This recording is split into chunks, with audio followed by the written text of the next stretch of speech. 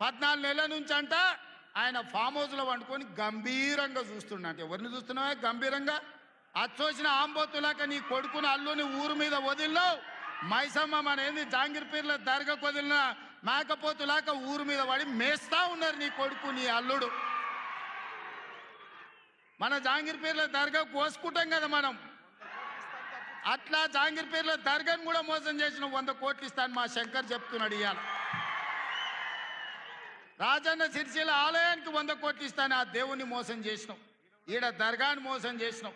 పాలమూరులో ప్రాజెక్టులు కడతా అని, పాలమూరు రంగారెడ్డి ఎత్తిపోతలు పూర్తి చేస్తా అని కల్వకుర్తి, భీమా, నెట్టంపాడు, కోయిల్ సాగరు, జూరాల, ఆర్జీఎస్, తుమ్మిళ్ళ ప్రాజెక్టులను కడతా అని చెప్పి పాలమూరుకు మాట ఇచ్చి పాలమూరుని ఎండబెట్టి ఎగవేసిన దుర్మార్గుడివి నువ్వు ఈరోజు సంవత్సరం పూర్తి కాకముందే మా మీద వడేడుస్తురట. ఆయన కోసం ఎదురు చూస్తురట. ప్రజలందరూ బాధ పడుతురట. అయ్యా చంద్రశేఖరరావు గారు, 4 కోట్ల ప్రజలు ఎవ్వరు బాధపడతలేరు. రైతులకు రైతు భరోసా వచ్చింది, రైతులకు రైతు రుణమాఫీ జరిగింది, విద్యార్థులకు ఫీజు రియంబర్స్మెంట్ ఇచ్చినాం, రాజీవ్ ఆరోగ్యశ్రీ 10 లక్షలకు పెంచినాం, పేదలకు ఇండ్లల్లా 200 యూనిట్లు ఉచిత కరెంట్ ఇచ్చినాం, ఆడబిడ్డలకు 500 రూపాయలకే సిలిండర్ ఇచ్చినాం. అదేవిధంగా ఆడబిడ్డలకు ఆర్టీసీలో ఉచితంగా బస్సు ప్రయాణం ఇచ్చినాం. 120 కోట్ల మంది ఆడబిడ్డలు ఈరోజు తెలంగాణ రాష్ట్రంలో ఉచిత బస్సు ప్రయాణం చేస్తున్నారు. దానికి 4,000 కోట్ల రూపాయలు ఖర్చు పెట్టినాం. ఇవాళ 10,000 కోట్ల రూపాయలు రాబోయే మార్చి 31 లోపల రైతు భరోసా పథకం కింద పేదల ఖాతాలో వేస్తాం. ఉపాధి హామీ కూలీలకు కూడా ఇవాళ ప్రతి కుటుంబానికి 12,000 రూపాయలు ఇచ్చినాం.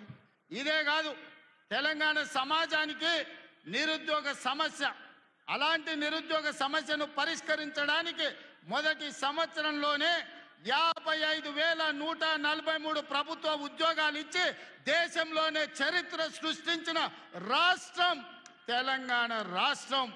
నువ్వు 10 ఏళ్ళు ఇవ్వలేని ఉద్యోగాలు మొదటి సంవత్సరంలోనే 55,143 ఉద్యోగాలు ఇచ్చిన చరిత్ర మాది.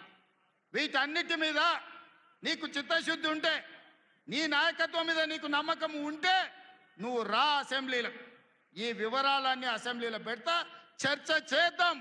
ఆయన కొడితేనంట బలంగా కొడతాడంట. సరిగ్గా నిలబడేది నేర్చుకోని ఆయన కట్టలేకుండా.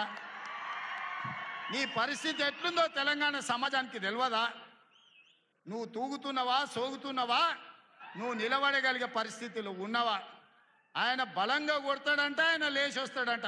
సోషల్ మీడియాలో నాకు ఆయనకు పోటీ పెడతానంట, ఆయనకు లైక్లు ఎక్కువ వచ్చినాయంట టిక్టాక్లో.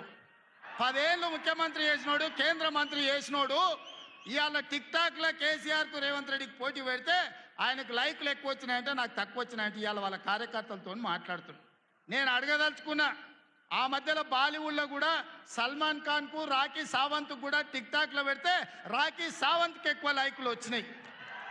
అంత మాత్రాన ఆమె సల్మాన్ ఖాన్ కంటే గొప్ప నటుడు నటురాలు అనేవారని అనుకుంటారా? ఇవాళ చివరికి ప్రజలు తిరస్కరించి, ప్రజలు డిపాజిట్లు జప్తు చేస్తే ముఖం జల్లక ఫామ్ హౌస్లో వండుకున్న చంద్రశేఖరరావు సోషల్ మీడియా టిక్టాక్లో నాకు లైక్లు వచ్చినాయని చెప్పుకునే పరిస్థితికి వచ్చిందంటే ఆయన మానసిక పరిస్థితి ఎట్లుందో తెలంగాణ సమాజం అర్థం చేసుకుంటుంది. పెద్ద మనిషి ఆయన వయసులో, నేనేం కాదంటలేను. ఆయన పిల్లలు యమకింకర్లాగా తయారై ఊరు మీద పడి మేస్తున్నారు. ఫస్ట్ నీ కొడుకుని అల్లుని కంట్రోల్లో పెట్టు చంద్రశేఖరరావు. నువ్వు రా సభకు 5 తారీఖు నాడు 6 తారీఖు నాడు స్పీకర్ గారు అనుమతి తీసుకొని ఏబిసిడి వర్గీకరణ మీద మా మాదిగ సోదరుల 35 ఏళ్ల పోరాటం, అదేవిధంగా 100 సంవత్సరాలు బ్రిటిషర్స్ ఉన్నప్పుడు కులగణన చేసిరు. 100 ఏళ్ల వరకు బలైన వర్గాలు ఎంతమంది ఉన్నారో వాళ్ళ లెక్క వాళ్ళకే తెలియదు. ఎంతోమంది ప్రధానమంత్రులు, ముఖ్యమంత్రులు మారినారు కానీ బీసీల లెక్కలు తేల్చలేదు. కానీ భారత్ జోడోలో రాహుల్ గాంధీ ఇచ్చిన మాట ప్రకారం ఈరోజు కాంగ్రెస్ పార్టీ బీసీల లెక్కలు తేల్చింది, ఇంటింటికి పోయింది, లెక్క కట్టింది.